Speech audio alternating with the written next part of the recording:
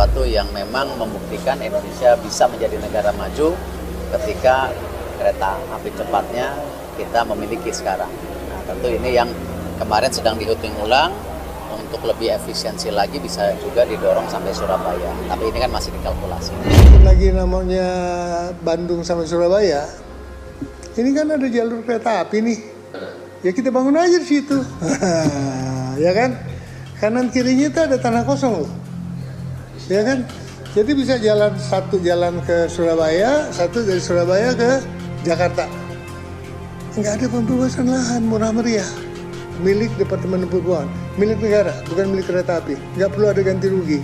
Bangun di situ, berangkat, balik. Tidak ada pembebasan lahan, tidak ada terowongan. Tapi memang jembatan ada. WUS Jakarta-Bandung udah sukses. Artinya masyarakat puas dengan pelayanannya, teknologinya juga mungkin relatif canggih dibandingkan di negara-negara yang lain. Untuk Bapak, Ibu atau teman-teman ketahui, makin panjang dari kereta cepat ini, makin ekonomis. Bisa dibayangkan bahwa jarak Jakarta-Surabaya yang 900 km itu bisa dicapai kira-kira 2 jam. Sudah Presiden memerintahkan kita untuk membuat studi mengenai kelanjutan kereta api cepat Jakarta-Bandung sampai ke Surabaya, nanti melalui Kertajati, melalui Jogja, Solo, dan Surabaya.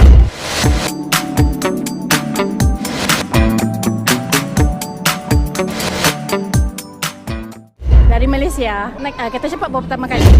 Jadi yang membanggakan kalau ke Singapura dan ke Malaysia atau ke Thailand, mereka tanya bukan kereta cepat, dia tanya WUS-nya gimana gitu. Tidak ada satupun orang mengatakan WUS kok jelek, nggak ada. Ya. Nah, tinggal kita mengawal bagaimana WUS ini berjalan dengan baik. Kesuksesan kereta cepat Jakarta-Bandung menggait 1 juta penumpang hanya dalam kurun waktu 2 bulan.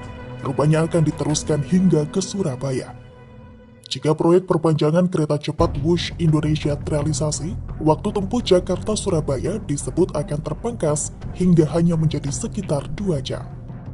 Menteri Perhubungan Budi Karya Sumadi menjelaskan, perpanjangan trase atau jalur kereta cepat ke Surabaya akan membuat total jarak tempuh moda transportasi ini menjadi sekitar 900 km.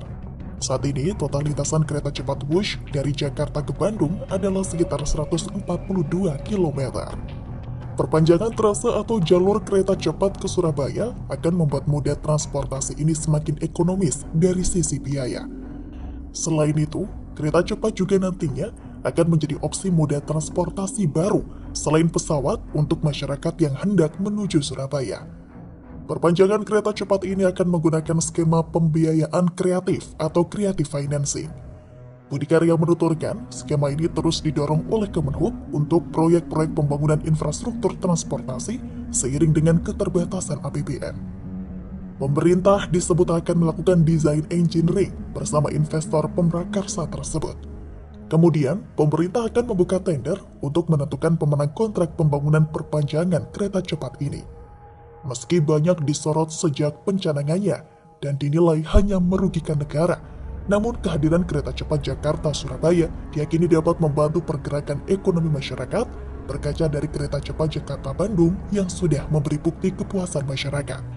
Keberadaan kereta cepat Indonesia rupanya juga menghebohkan sejumlah negara tetangga di kawasan Asia Tenggara. Sebut saja Malaysia, Singapura, Thailand, hingga Vietnam. Hal ini karena Indonesia berhasil menyandang predikat negara pertama di Asia Tenggara yang berhasil mengoperasikan kereta cepat.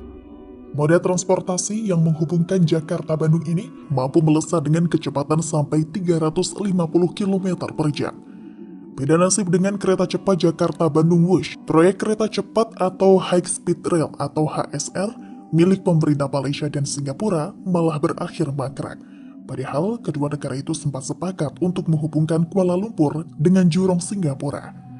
Karena itulah kereta cepat Wush milik Indonesia menjadi populer dan banyak ditanyakan oleh masyarakat luar negeri dari Malaysia hingga Singapura dan Thailand.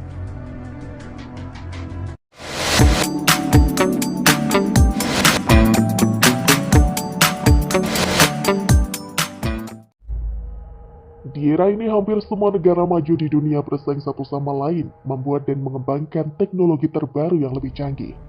Di waktu yang bersamaan, beberapa kelompok di Indonesia justru meremehkan anak-anak bangsa yang tidak terinspirasi dari negara maju untuk membuat dan mengembangkan teknologi yang bersaing. Padahal jika mereka menyisihkan sedikit waktu untuk menonton berita atau mencari informasi di internet, ada banyak teknologi buatan Indonesia yang tidak kalah canggih dari negara-negara maju.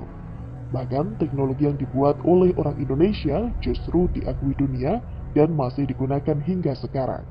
Apa saja teknologi buatan Indonesia yang membanggakan itu? 1. Fast Fourier Modulation atau FFT. Di akhir tahun 2014 lalu, viral sebuah berita yang menyatakan bahwa penemu jaringan 4G merupakan orang asli Indonesia. Tapi faktanya tidak ada satu orang pun yang menemukan teknologi jaringan 4G, melainkan para peneliti yang saling menyepakati apakah sistem atau teknik tersebut akan dipakai dalam sebuah standar atau tidak.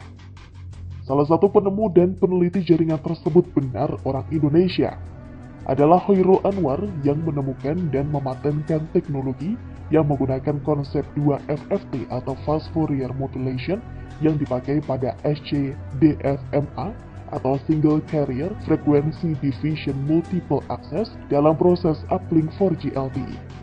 Teknologi FFT ini dapat digunakan dalam jaringan 4G yang berfungsi untuk mendukung bandwidth transmisi standar LTE. Singkatnya, teknik ini bekerja untuk menerima data, kontrol sinyal, dan mengeluarkan data streaming. 2. Pesawat Gatot Kaca N250.